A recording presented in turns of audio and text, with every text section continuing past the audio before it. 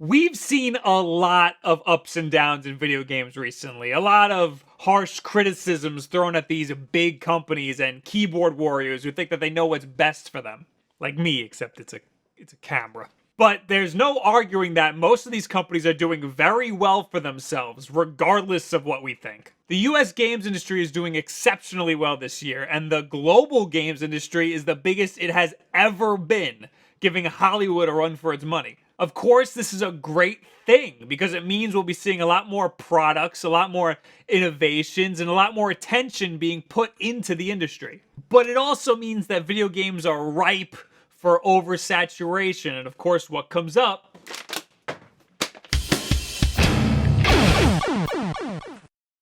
brace yourselves because this is going to get very analytical. There are a ton of factors that go into this. The games industry is a giant umbrella that covers a wide range of different technologies. We've got the PC and console markets, but there's also the mobile market and the brand spanking new VR industry. Ever since its inception, the US games industry has been on the up and up thanks to its consumer market. Obviously, arcades crashed in the mid-90s as home consoles were and still are on the rise. But according to this chart, you can toss in PC games in there too because those also count as consumer video games. This chart shows a massive spike in 1981, just before the first big crash that our good buddy Mario helped pull us out of. It's important to note that this chart only goes up to 2013, where we leave off in a valley. The website Statista shows us that video games are currently on the rise, with projections going up and up as far as the year 2020. But you have to take that with a grain of salt. Nobody knows what things are going to be like then. Nobody can even accurately predict the weather a week from now. Come on. It's also important to note that right now we're only talking about the US games industry. If we take a look at the Japanese games industry, holy shit. The original Wii most likely contributed to that giant domestic spike right there. But when we consider the global gaming market, both of these charts leave off a major factor, and that's China. China currently has the biggest gaming market in the world. Most of its revenue comes from PC games, but a lot of it also comes from mobile and tablet games. And I'm sure some of this comes from pirating everything under the sun. A very tiny sliver of this comes from console games, because back in the early 2000s, China actually issued a ban on console games. This ban was just lifted last year, so consumers in China still need time to get up to speed. And this also means that there's even more room for growth in the Chinese market. In 2015, the global video games market had $91 billion in revenue. That's so much money. There are countries that aren't worth that much. But the 1981 video game boom was actually worth $92 billion if you adjust it for inflation. It's projected that the global gaming market is going to reach $99.6 billion in 2016, surpassing that 1981 hump. That would make the video games industry the biggest it has ever been. One major contributor here is that this year is going to be the first year that mobile games take over PC and console games. Guys, I'm not making this up. I didn't say this. I know I've been talking a lot about mobile games, but I have sources here.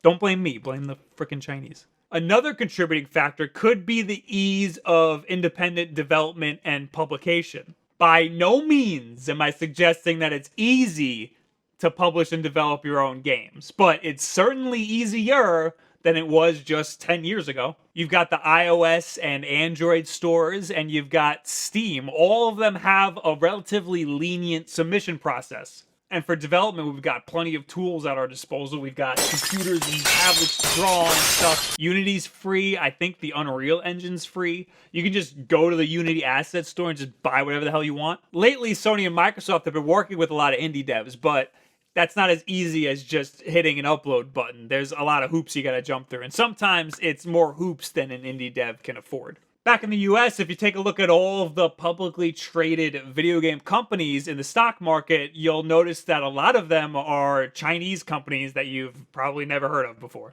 But if you look at the big ones like Activision Blizzard, EA, Take-Two Interactive, you'll notice that they're all way up. Activision exploded with the release of Overwatch this year. Take-Two is still selling an insane amount of copies of GTA 5. It's consistently a top seller month over month, and it's now one of the best-selling games of all time. And EA, I don't know, I have no idea why it's doing that good. FIFA? Do people care that much about FIFA? I have no idea. Yeah, Battlefield 1, but is that enough to make it have this big of a spike?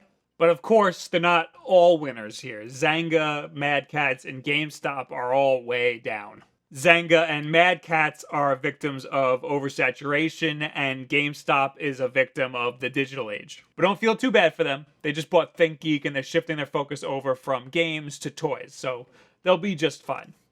Who even likes GameStop anyway? Looking at the major console publishers like EA, it looks like we're in a high point because we're in the middle of a console life cycle. I'm very unsure how the market's going to react to having a 0.5 version of a console like the PlayStation Neo or the Xbox One Scorpio.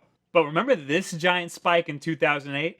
2 years into the original Wii's life cycle? It's entirely possible for a major spike like that to happen again. You know, with a certain something pretty big coming out next year. Something that also taps in to the mobile market.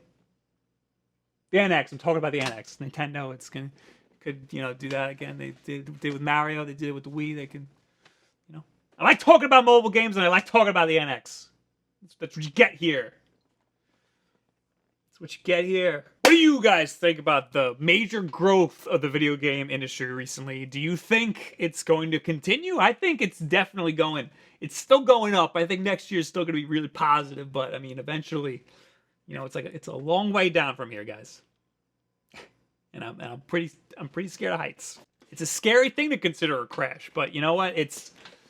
I think it's a strong industry. I think we've got it covered on all bases. I think we could pull ourselves out of it if we need to. Boy, if that NX isn't good, then you bet your ass it's going straight down. Anyway, leave it in the comments below. Add me on Twitter, all this other social media garbage. New videos every single Tuesday, Wednesday, and Thursday. Wednesday nights is Wulff Den Live.